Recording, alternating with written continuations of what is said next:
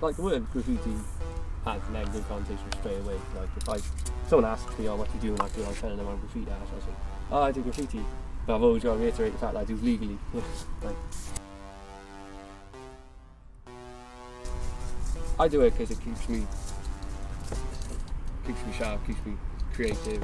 Like, you know, like to do different things. But,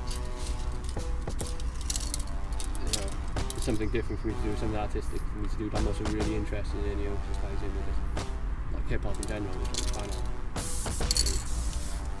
Something quiet. It's like I like it's like fishing. So like I don't know. I think fishing's like a bit more relaxed. I don't know. Different things for different people, I suppose.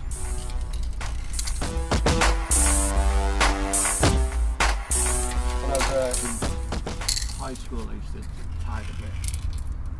When I was really young, because it was just saw it and thought it looked cool. The reason why I paint now, I suppose, just through the Roxe Foundation years ago. Lou, he asked me to help try to make this video about graffiti, or Cardiff graffiti, and to like doing that, just researching graffiti and Cardiff graffiti, and then it was just like a case of, oh, I really want to have a go with it.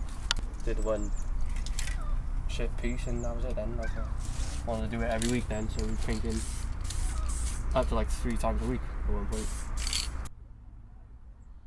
First I was writing, my first thing I did was Envy, which is ENV, and then apparently someone said that was like someone else's name from before.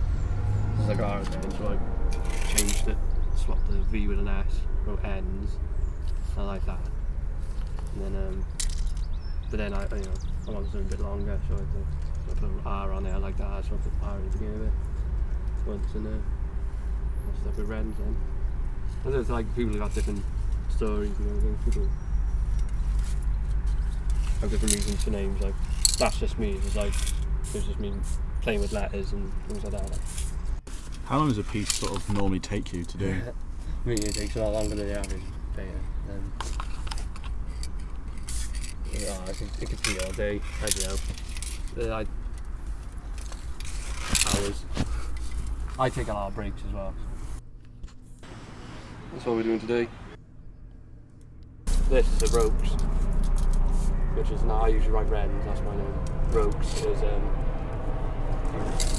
this kid I knew, he died after a road accident.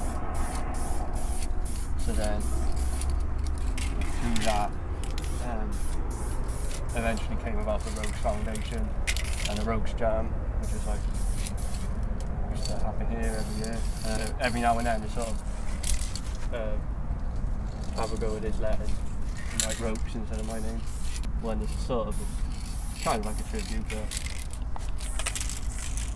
I see it more as just like you know, having a lens. Not only that, but sometimes it's a bit nice to write letters that are not what you write all the time, so a bit of a change. Yeah. What I'm doing is doing a piece, that's what I mostly do, I do pieces, so there's like a bit of a process to that. And yeah, for me, so just keep sketching, trying different letters, different ways, different shapes, different bars, and so then you end up with an outline that you're more or less happy to paint, and then also, you know, somehow get your paint, get emulsion if you're feeling a bit fancy. I go to legal spots like this. Start your outline, rough outline, which can take ages, like mine does. And then some people like to just put all their colour on, all their fill first, and then do an outline. I usually like to do them both at the same time, because it helps it just not be so complicated. And then you eventually just, tidy it up, put a band around it or something, making it 3D. For you, what's your favourite part of doing pieces like this? All of it, like even the bits when I get like super stressed and like crazy angry, and then even that, like I don't know, the whole process of it is cool. I would say finishing, but like I probably never feel like I finish. I probably walk away thinking, oh, I could just tidy up and after.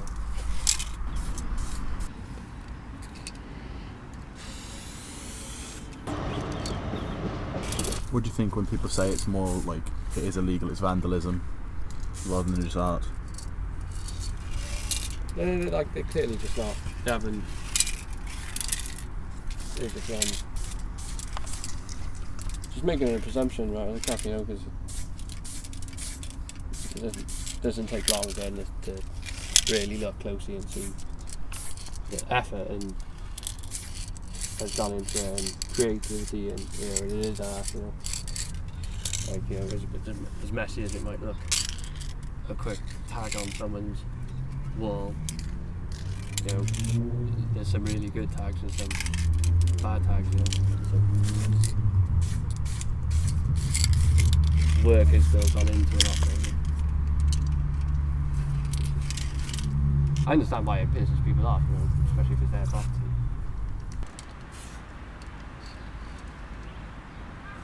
Like,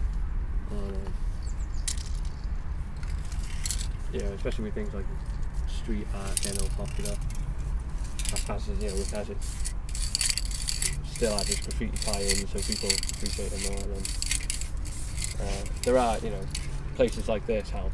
People see like the really, they see more the artistic side, something that they can appreciate. Like whereas other graffiti artists can really appreciate like a tag. Like not everyone does, but a lot more people appreciate a big production or a big mural.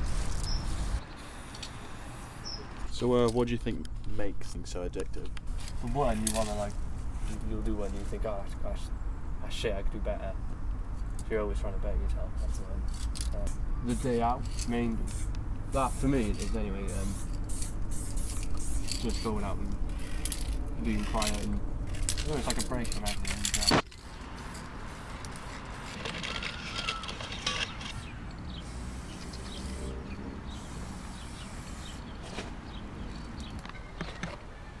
Would you like to see it sort of made a proper art form, and or do you think it would lose sort of the emphasis that it has on some people? Brighton's a good example. I've been there a couple of times, They seem to embrace it a lot more, but and that's mainly through like street art. But yeah, then you see a lot more graffiti there. So in that sense, obviously it helps out because you get more spaces to paint, more opportunities. But then there are purists who like the illegal side of it, who are more in it for like the buzz of doing something illegal. So to them, they probably don't give a shit how